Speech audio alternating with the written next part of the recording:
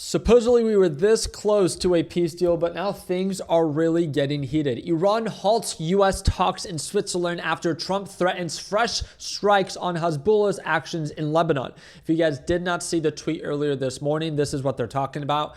Iran must immediately stop their highly paid proxies in Lebanon for causing trouble. If they don't, we will hit them very hard again, just like we did last week, only harder. This was from Trump, directly sent on Truth Social. Now, this doesn't really surprise me because, again, the attacks were supposed to happen. And I think this is where the really big misunderstanding is. Iran continues to say that it's Israel attacking first, and then Israel says that, no, we are just responding to attacks from Iran. So it's a bunch of he said, she said.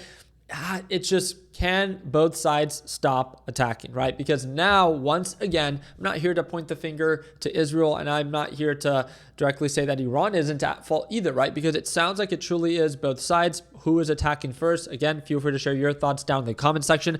But Trump says that he has told the Iranian officials that they won't even make it back to Iran if they close the Strait of Hormuz.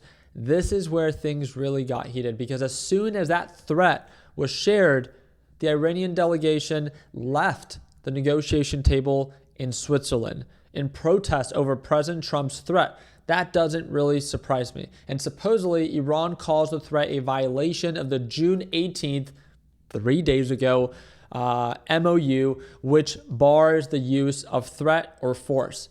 So where does this put us, right? Iranian president says that Iran will not give up its rights for enrichment and that U.S. will be forced to accept it. But to my understanding, that was the original reason that we attacked them. So now you're telling me that you believe that we will just stop attacking after spending billions of dollars, 70 billion up to close to 100 billion. Again, you guys let me know down in the comment section what you think. Will this actually lead to a peace deal, even with them wanting to pursue enrichment? This is what we've learned so far. This is directly from Fox News. I wanted to share this with you because it shares more details about this escalation that happened today. Yeah, hey guys, good morning. I just spoke with President Trump for more than 20 minutes, and he gave some new insight and reaction about the ongoing talks that are taking place in Switzerland and the threats coming from the Iranian regime. President Trump telling Fox News that the U.S. may take over the strait in the future if they have to and collect tolls. The president described this as the United States being the guardian angel of the Strait of Hormuz and the Middle East. And the president... We are now calling the United States the guardian angel, where we will now collect tolls and up to 20% of the oil that passes through the Strait of Hormuz. Again, just a quick switch up. Ultimately, that would involve the U.S. taking 20% of the oil that passes through the strait. Remember, this comes in reaction to the Iranians saying they will close the Strait of Hormuz in response to Israeli strikes against Hezbollah in Lebanon. President Trump tells Fox News he spoke with Iranian officials overnight and said, you close it and you won't have a country. He went on to tell these officials, you won't even make it back to your effing country. Now, earlier today, Iran's President Masoud Pezeshkian said this about Iranian enrichment of uranium. The president also reacting to that. Take a listen. We will not give up our right to enrichment, and they, too, will be forced to accept it. You all know what the so-called president of the United States was saying. He had made a complete 100-degree turn. He was saying that Iran must surrender unconditionally. Iran has no right to do this. It has no right to do that. President Trump, during our call, responded directly to those comments by Iranian President Masoud Pezeshkian. President Trump told Fox News he better watch his mouth, he better shape up, or we'll take over the rest of the country. And so clearly the president reacting directly to... Again, this is still developing. This is very odd, though, because, again, Trump knows it himself. For the past 9 to 10 weeks, it's normally on Fridays that escalations begin, and then that by Sundays, before market futures really begin to open up, or sometimes maybe even early Monday, there's a peace deal that is somewhat offered. Now things look like, again, we celebrated a peace deal on Wednesday, right? The signing. Markets rallied on Thursday. Markets were closed on Friday, which is the original signing. It got pushed back, right, to today, and then now it's not happening. At least it seems like the Iranian government has now left that negotiating table. So we'll see how market futures begin to open. I'll make sure that I do my part in keeping you guys up to date.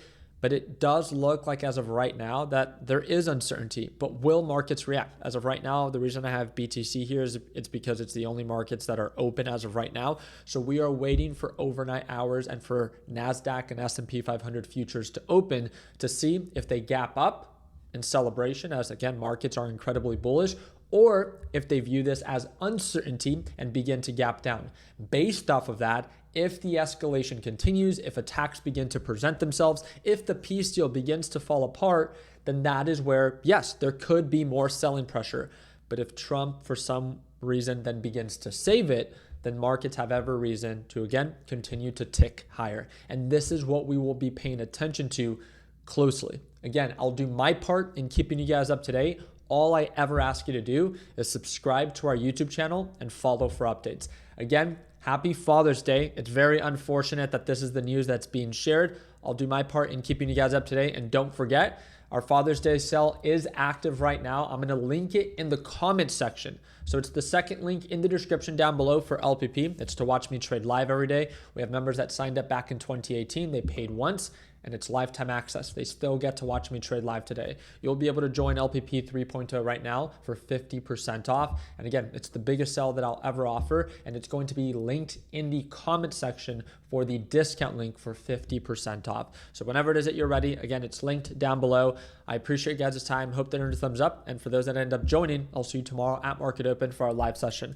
Like always, let's make sure that we end the year on a green note. Take care, team, and happy Sunday.